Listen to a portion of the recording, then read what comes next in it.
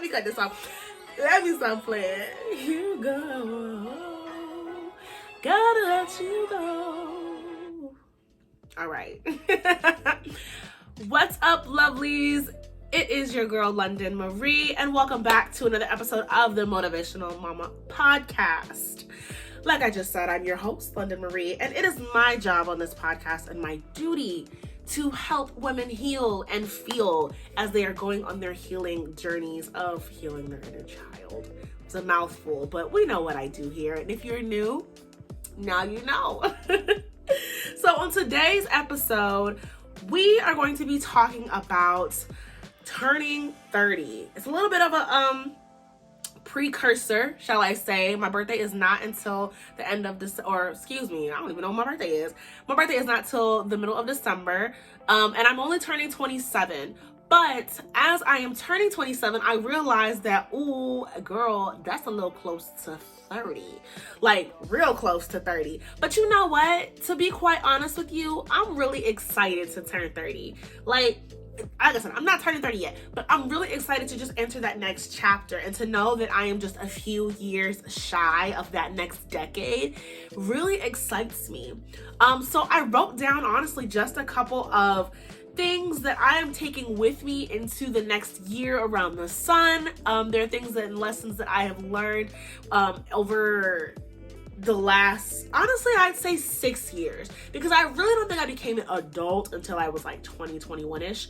I had obviously adult experiences. I went to college when I was 17 and I didn't, get to experience a lot of stuff my first year. So my second year and so forth, I kind of like dove into adulthood, but I really don't feel like I turned to an adult until I was about 21, 22, when I took a road trip. I packed up my car, fun fact. My cousin lives out in Virginia and decided to be like, hey, I have a room out here if you want to come stay. I know you graduated, whatever. And I was like, yes, I'll come out there. So I drove from Illinois all the way to Virginia by myself, packed up my car, went with a faith in $500 and took that big risk. And I think that was when I propelled myself into what I feel like adulthood is now. So I wanted to kind of take those lessons, compile them into 5 or 6 great things. I think I have, I wrote them down because, mommy brain. I think I have 5 lessons that I want to take with me and that I want to share with you as well. So before we get started, I want to give a huge shout out to our sponsor, The Fiscal Dose. They are a personal finance and career development service. They focus on resume creation, LinkedIn optimization, personal finance, debt planning, as well as career coaching. So if any of that sounds interesting to you and it's something you want to tap into, go ahead and visit www.fiscaldose.com. As always, I'll put it here on the screen and check them out. And you can also schedule your free clarity call should you not know exactly what you want to do. They have great coaches and great service. Let's go ahead and dive into the topic. Like I said, today we're going to be talking about lessons that I'm taking with me into my late 20s, starting my 30 year around the sun. I look good for a girl that's almost 30. I'm not even gonna lie to y'all. I was a little nervous when I was younger. Like, they say black don't crack, but is that true? So clearly it is. I feel like I look great. But yeah, as I prepare for this journey, I would say that your 20s is a really crazy time. And I think everybody can attest to that. You are going through so many trials and tribulations. They say that God gives his biggest battles to his strongest soldiers. And I ain't gonna lie to you, Jesus, your girl was a little tired. You probably saw the strength in me that I did not see in myself. And I know some of y'all can relate to that. But it's full of just lessons and experiences that really define who we are as individuals. I, like I said, went to college at the age of 17 and was in college up until I would say collectively, because I have my bachelor's and my master's, up until 2021. So from 2013 to 2021, I have been a college student. It looks different for both degrees. Obviously, my master's, I had a kid, I moved, I was online, we were in the pandemic, and my undergraduate was just straight on campus. If there's any UIUC alumni out there, we bleed orange and blue. You already know. Put in the comments the rest of this statement, ILL. Y'all already know. But back on topic.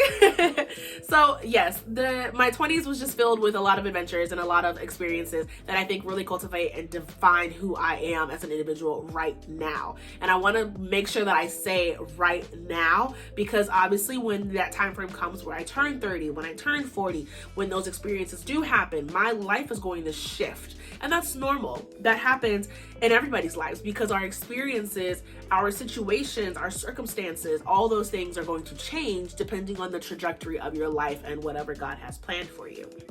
So for me, my trajectory was going to college, moving across country, and now I am here, present and accounted for. Speaking of that, I also realized I didn't ask y'all how y'all were doing.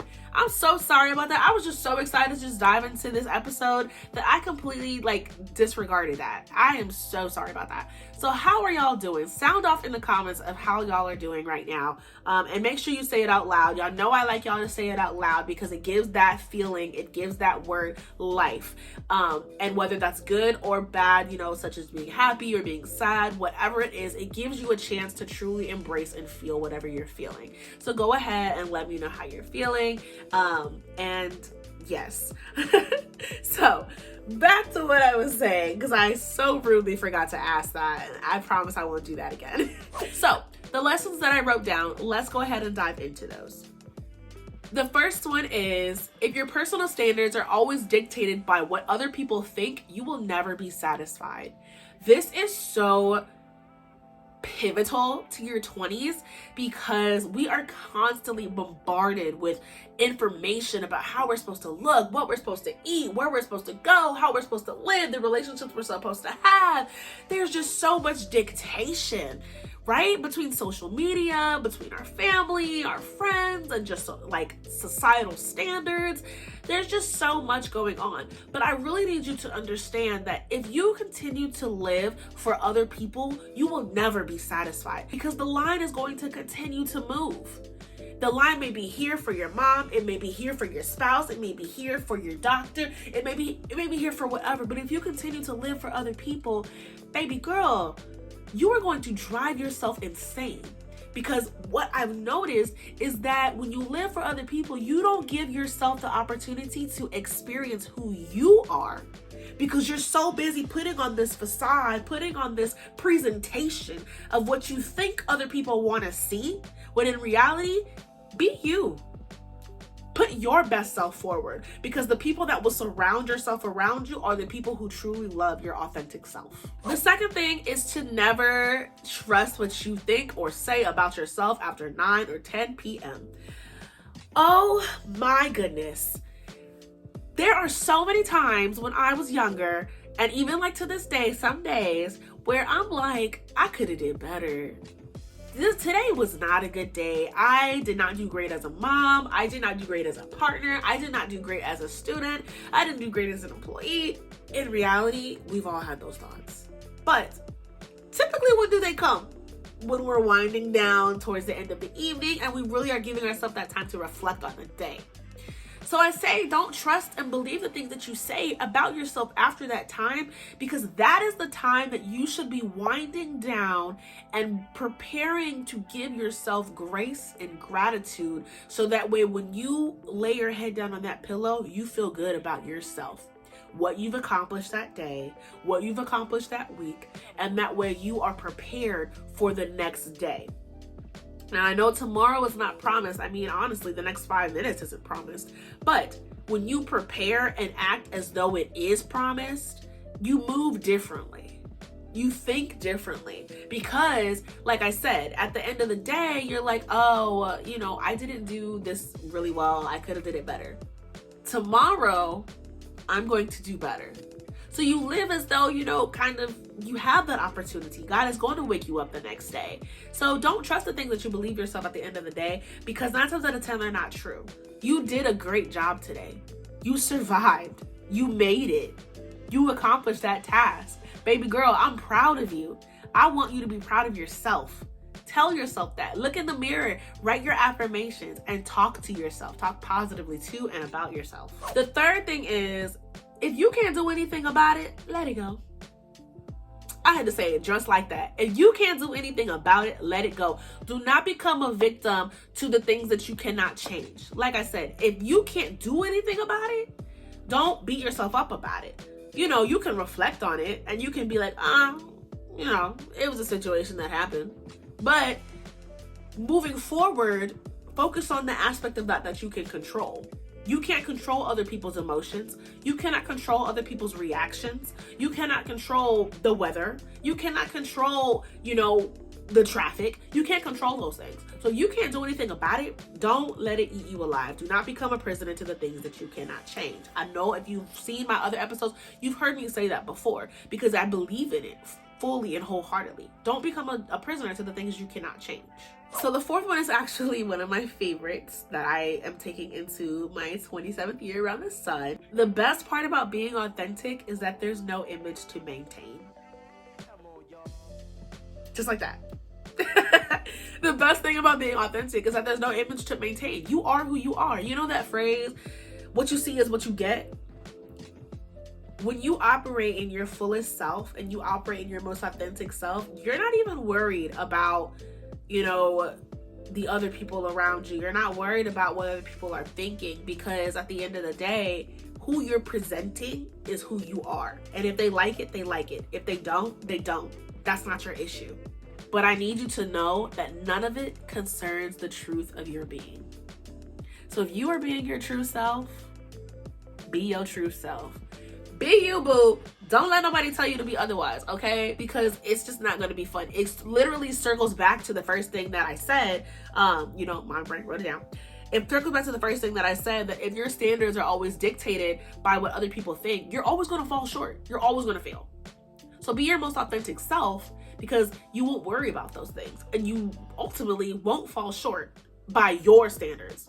By theirs, you might, but that's not your issue. So the last thing is that some people can have more money than you, but they would envy your happiness.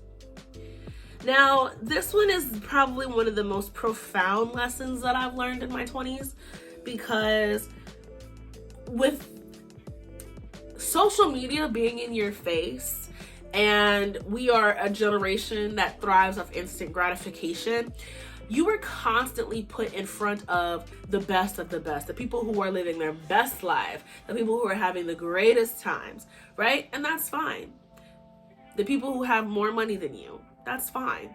But one thing that I've learned is that although to an extent money can buy happiness, how true is that statement really?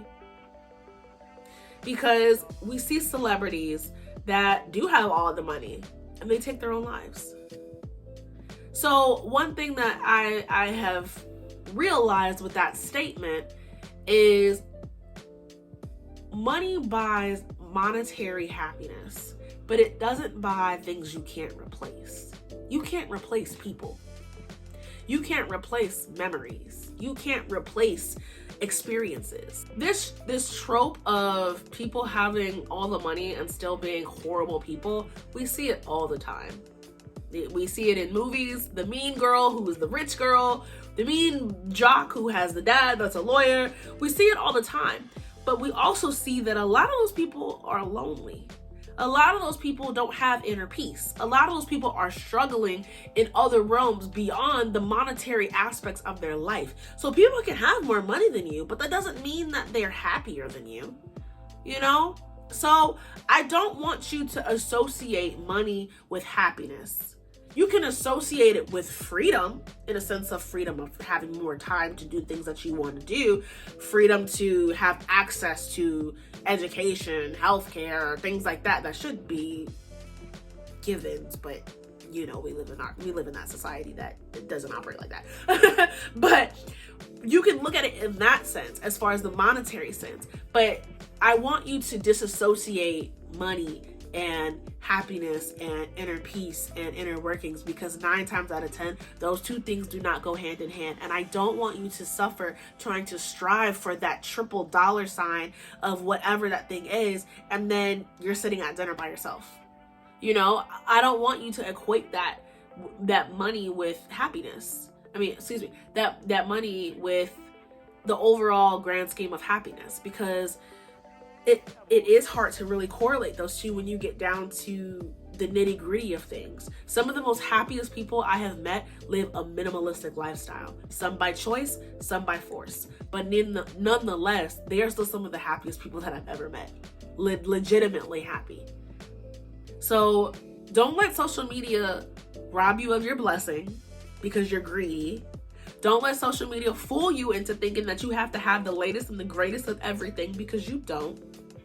And don't let social media have you thinking that if I don't have this or my life doesn't look like this, then I am failing.